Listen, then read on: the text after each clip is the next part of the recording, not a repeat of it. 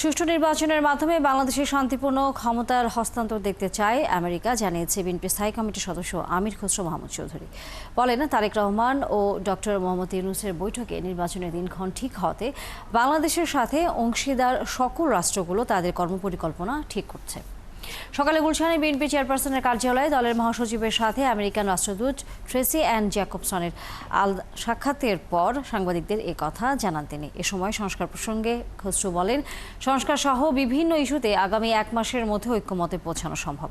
জুলাই সনদে ভিন্নমত থাকতেই পারে, কিন্তু যে বিষয়গুলোতে ঐক্যমত হবে সেই সংস্কার করে নির্বাচনের দিকে এগিয়ে যাবে, এমন প্রত্যাশার কথা জানান তিনি।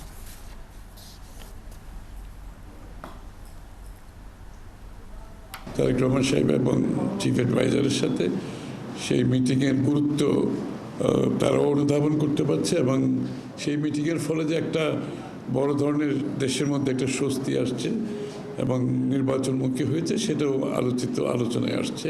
একটা স্বস্তির ব্যাপার। সবাই জানে যে ডেমোক্রেটিক ট্রান্সফরমেশন আমরা যেদিকে যাচ্ছি সেটার একটা দিনক্ষণ মোটামুটি একটি সিদ্ধান্তে আসা গেছে ফেব্রুয়ারি। এটা সকলের জন্য স্বস্তি, শুধু বাংলাদেশের ভিতরে তো না, বাংলাদেশে যারা পার্টনার আছে বিদেশে, আমেরিকা সহ সবার জন্য একটা স্বস্তি।